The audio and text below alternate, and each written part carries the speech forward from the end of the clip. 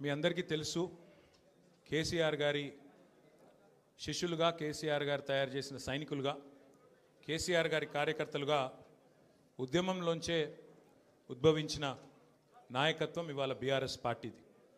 ఈ వేదిక మీద కూర్చున్న ప్రతి ఒక్కరూ, వెనకాల ఉన్న ప్రతి ఒక్కరు కూడా ఆనాడు రాష్ట్ర కేంద్ర ప్రభుత్వాలతో సుదీర్ఘంగా వారు ఎన్ని కేసులు పెట్టినా, ఎన్ని రకాలుగా భయపెట్టే ప్రయత్నం చేసినా భయపడకుండా, వెరవకుండా రాష్ట్రం కోసం పోరాటం చేసిన, రాజీ లేని పోరాటం చేసిన నాయకత్వం మా పార్టీది. రాష్ట్రం వచ్చింది, ఆ తర్వాత ప్రజలు ఆశీర్వదిస్తే మా పార్టీ అధికారంలోకి వచ్చింది, ప్రభుత్వం వచ్చింది. కేసీఆర్ గారి ఆశీర్వాదంతో నాకు మంత్రి పదవిలో పనిచేసే అవకాశం కూడా వచ్చింది. 10 ఏళ్ళు కేసీఆర్ గారి నాయకత్వంలో అనుక్షణం తెలంగాణ రాష్ట్రం కోసం, తెలంగాణ రాష్ట్ర అభివృద్ధి కోసం వివిధ హోదాల్లో పరిశ్రమల శాఖ మంత్రిగా, టెక్నాలజీ రంగానికి మంత్రిగా, అట్లాగే మున్సిపల్ వ్యవహారాల మంత్రిగా అనుక్షణం ప్రజల కోసం పనిచేశాం తప్ప, రాష్ట్రం కోసం పనిచేశాం తప్ప ఎన్నడూ కూడా తప్పుడు పనులు, పొరపాటును కూడా చేయలేదు. మా కేసీఆర్ గారు ఎప్పుడో ఒకటి చెప్తూ ఉంటారు, రాజకీయం అనేది గేమ్ కాదు, మనకు సంబంధించినంత వరకు మనం తెచ్చిన ఈ రాష్ట్రంలో మనకు ఒక టాస్క్ అని. అంతే నిబద్ధతతో 10 ఏళ్ళు చాలా సిన్సియర్గా రాష్ట్రం కోసం పనిచేశాం. అన్ని రకాలుగా మా నియోజకవర్గాలను ఎట్లా బాగు చేయాలి, మా జిల్లాలు ఎట్లా బాగు చేయాలి, మన పల్లెలు ఎట్లా బాగుండాలి, ఏ టాస్క్ మాకు మా నాయకుడిస్తే, ప్రజలిస్తే దాని నిబద్ధతతో తెలంగాణని గొప్పగా తీర్చిదిద్దేదానికి తాపత్రయపడుతూ అందరం కూడా సమిష్టిగా పనిచేసినాం. మేమెన్నడూ టైంపాస్ కార్యక్రమాలు చేయలేదు. ప్రత్యర్థుల కుటుంబాలను రాజకీయాల్లోకి లాగి, ప్రత్యర్థుల పిల్లల మీద బురద జల్లి, ప్రతిపక్షాల మీద కేసులు పెట్టి, ప్రతిపక్షాలను మరి కావాలని హరాస్మెంట్ చేసి ఆ టైప్లో టైంపాస్ పని చేయలేదు.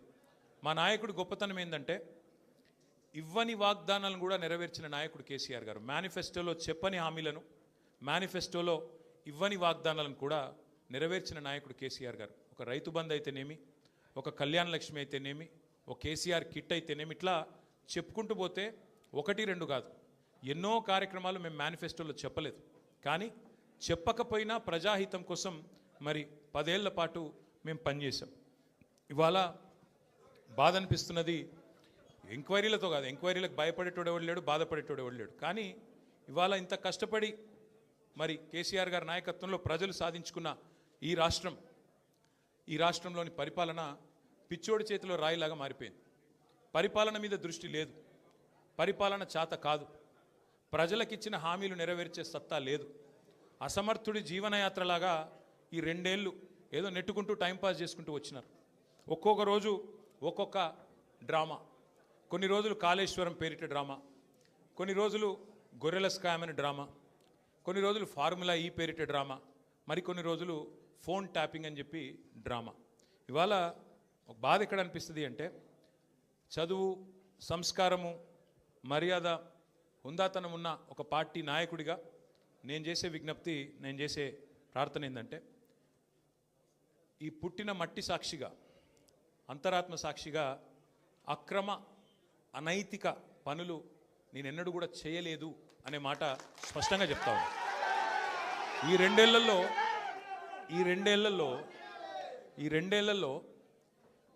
తీవ్రంగా, ఈ 2 ఏళ్లే కాదు, దాదాపు గత 7-8 ఏళ్ళుగా తీవ్రమైన క్యారెక్టర్ అసాసినేషన్ ఎఫర్ట్ నా మీద, వ్యక్తిత్వ హననం.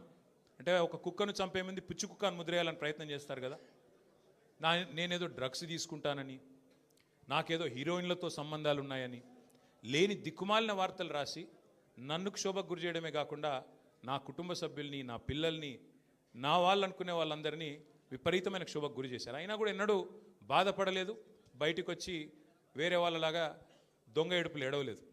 నేను నిబద్ధతతో పనిచేసిన నాయకుని కాబట్టి ఎవరికి భయపడకుండా 2 ఏళ్ళుగా తలవంచకుండా పోరాటం చేస్తూ ఉన్నాను. ఇవాళ నేను ఏదో టెలిఫోన్ ట్యాపింగ్లో ఏదో విచారణ క్రమాన్ని పిలిచారు, బరాబర్ పోతాం, పోయి అడుగుతా. ఏమడుగుతా? ఏం తప్పు చేసింది మా ప్రభుత్వం అని అడుగుతా, ఎక్కడ తప్పు జరిగింది అని అడుగుతా. ఇవాళ వారు సమాధానాలు చెప్పాలి నాకు.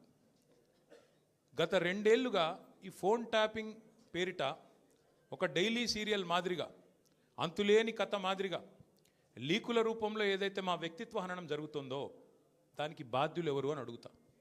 ఎవరో హీరోయిన్ల ఫోన్లు ట్యాప్ అయినాయని మీరే ఒక 2 నెలలు నడిపిస్తారు డ్రామా. పోలీసు వాళ్ళు, కాంగ్రెస్ పార్టీ వాళ్ళు మీరే లీకులు ఇస్తారు, మీరే రాయిస్తారు, మీరే మళ్ళీ మీదికెళ్ళి మా వ్యక్తిత్వానం చేసే ప్రయత్నం చేస్తారు. ఇక వీళ్ళని బెదిరించిందట, వాళ్ళని బెదిరించిందట అని మీరే రాపిస్తారు 2 నెలలు. మళ్ళీ 3వ నెలలో మీరే రాపిస్తారు. ఏ హీరోయిన్ల ఫోన్ ట్యాప్ కాలేదు, ఎవరిది కాలేదు, అంతా బోగస్, ఇన్ని రోజులు మేము చెప్పిందంతా తూచ్ అని చెప్పి మళ్ళీ మీరే రాయిస్తారు. మరి నా పరువుకి, నా ప్రతిష్టకు కలిగిన నష్టానికి ఎవడు బాధ్యుడు? రేవంత్ రెడ్డి బాధ్యుడా? ఈ లీకులు ఇచ్చిన పోలీసు వాళ్ళు బాధ్యులా? రాసిన మీడియా వాళ్ళు బాధ్యులా? నేను అడుగుతా. అట్లా ఇంకో మాట కూడా నేను అడుగుతా. ఈరోజు ఇవాళ మీరు ఏ అధికారి అయినా, ఈ రాష్ట్రంలో పోలీస్ అధికారి ఈరోజు రాష్ట్రంలో ఫోన్లు ట్యాప్ జరగడం లేదు అని చెప్తాడా? ముందుకొచ్చి మీ కెమెరా ముందుకొచ్చి చెప్పే ఒక్క పోలీసోడు ఉన్నాడా? డీజీపీ శివధర్ రెడ్డి ముందుకు వస్తాడా? ఐజీ ఇంటెలిజెన్స్ ముందుకు వస్తాడా? కమిషనర్ సజ్జరాన్ ముందుకు వస్తాడా? వాళ్ళకి తెలుసు పోలీసు వాళ్ళకు. భారతదేశంలో స్వాతంత్రం వచ్చిన తర్వాత ఆనాటి నుంచి ఈనాటి వరకు, నెహ్రూ గారి టైం నుంచి ఈరోజు మోడీ గారి టైం దాకా గూఢాచారి వ్యవస్థలు ఎప్పటికప్పుడు పనిచేస్తూనే ఉంటాయి. గూఢాచారి వ్యవస్థ ఎందుకు పనిచేస్తుంది? పోలీస్ నిఘా వ్యవస్థ ఎందుకు పనిచేస్తుంది? ఎవరన్నా ప్రభుత్వాలను అస్థిరపరిచే కుట్ర చేసినా, దేశంలో శాంతి భద్రతల సమస్య తలెత్తే విధంగా వ్యవహారం చేసినా, లా అండ్ ఆర్డర్ ఇష్యూ వచ్చే విధంగా ఏమైనా అపభ్రష్టపు పనులు చేసినా వాటిని నిరోధించడానికి డెఫినెట్గా పోలీస్ వ్యవస్థ తన పని తాను చేసుకుంటూ పోతుంది.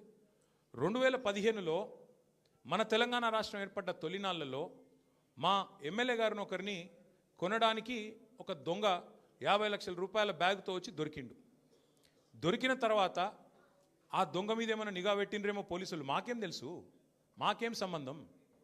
పోలీసులు దొంగలు, వాళ్ళకు సంబంధం ఉంటుంది, మాకేం సంబంధం? మధ్యలో రాజకీయ నాయకత్వానికి. ఇవాళ వాస్తవం ఏంది? 2015లో ఏ దొంగనైతే దొరికిండో 50 లక్షల రూపాయలతో అడ్డంగా రాష్ట్రం మొత్తం చూస్తుండగా ఆ దొంగ ముఖ్యమంత్రి అయి కూర్చున్నాడు. ఆ దొంగకి ఏమనిపిస్తున్నది? మిగతా వాళ్ళు కూడా నా లెక్కనే రాజకీయ నాయకులందరూ దొంగ పనులు చేస్తారు, మిగతా వాళ్ళు కూడా నాలాగనే బురద అంటియాలి, వాళ్ళను బదనాం చేయాలి. అందుకే ఏం చేస్తున్నాడు? విచారణ పేరిట ఆదేశాలు జారీ చేస్తూ ఉన్నాడు. ఒక 3 రోజుల కిందట హరీష్ రావు గారు ఒక ప్రెస్ మీట్ పెట్టినారు తెలంగాణ భవన్లో. ఏమని మాట్లాడినారు? సింగరేణి కాలరీస్ ఏదైతే ఉన్నదో అక్కడ 1000 కోట్ల బొగ్గు కుంభకోణం జరిగింది. దానిలో ప్రధాన ముద్దాయి రేవంత్ రెడ్డి గారి బావమరిది సృజన్ రెడ్డి. ఆయన కింగ్ పిన్గా ఉంటూ ఈ అక్కరలేని సైట్ విజిట్ సర్టిఫికేషన్ భారతదేశంలో ఎక్కడ ఏ కోల్డ్ ఫీల్డ్లో లేదు. అదొక కండిషన్ పెట్టి, ఒక నిబంధన పెట్టి కాంట్రాక్టర్లను రింగు చేసి బెదిరించి ఫోన్ ద్వారా నేరుగా మాట్లాడి, నేను ముఖ్యమంత్రి బావమరిదిని మాట్లాడుతున్నా, మీరు టెండర్ వేయొద్దు, మీరు వేస్తా అని చెప్తే నేను సర్టిఫికెట్ ఇయనియా సింగరేణి నుంచి అని బెదిరిస్తున్నాడు. బెదిరించి ఈ మొత్తం స్కామ్ చేసింది రేవంత్ రెడ్డి గారి బావమరిది అని హరీష్ రావు గారు ఆధారాలతో సహా, ఎట్లా మా గవర్నమెంట్లో మైనస్ టెండర్లు పోతుండే, ఎట్లా కాంగ్రెస్ రాగానే ఈ నిబంధన పెట్టడం వల్ల +22% +14% టెండర్లు ఎట్లా పోతున్నాయి, ప్రజాధనం ఎట్లా కొల్లగొడుతున్నారు, సింగరేణితో ముఖ్యమంత్రి గారు ఎట్లా ఫుట్బాల్ ఆడుతున్నారు, సింగరేణి సంస్థని తన కామధేనువుగా ఎట్లా మార్చుకున్నారు, ఇవన్నీ వివరంగా చెప్పినారు. ఉదయం చెప్పంగానే సాయంత్రం వరకు మేము ఎదురు చూస్తూ ఉన్నాం. ఎవరన్నా ఒక మంత్రి, ఎవరన్నా ఒక బాధ్యుడు స్పందిస్తాడేమో.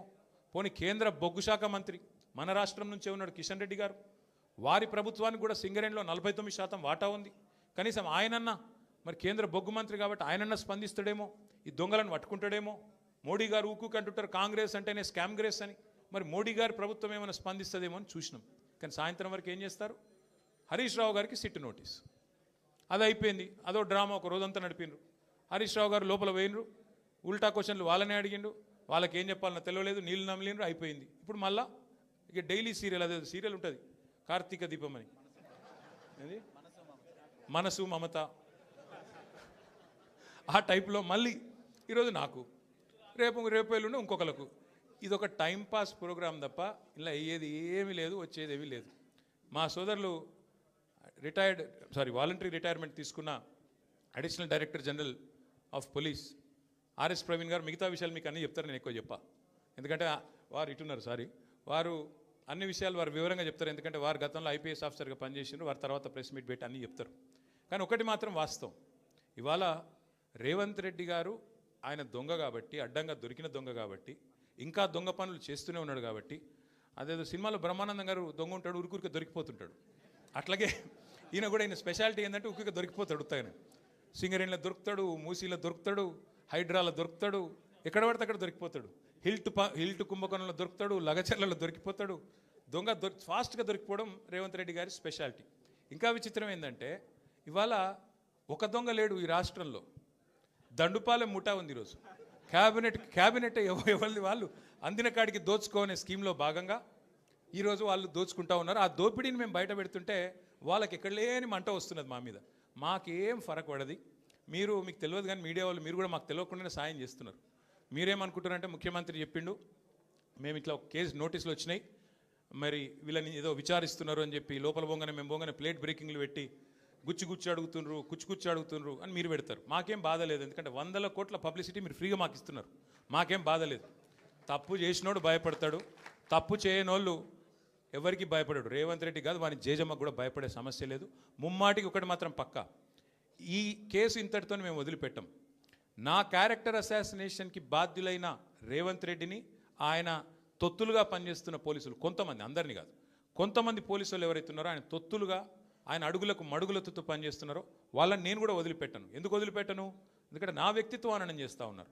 లేని లింకులు అంటగట్టి, లేని రంకులు అంటగట్టి, నాకు ఇష్టం ఉన్నట్టు ఎవరెవరో యాక్టర్లకు లింకులు పెట్టి చిల్లర రాజకీయం ఏదైతే చేస్తున్నారో ఈ విషయంలో నేను మాత్రం వదిలిపెట్టను.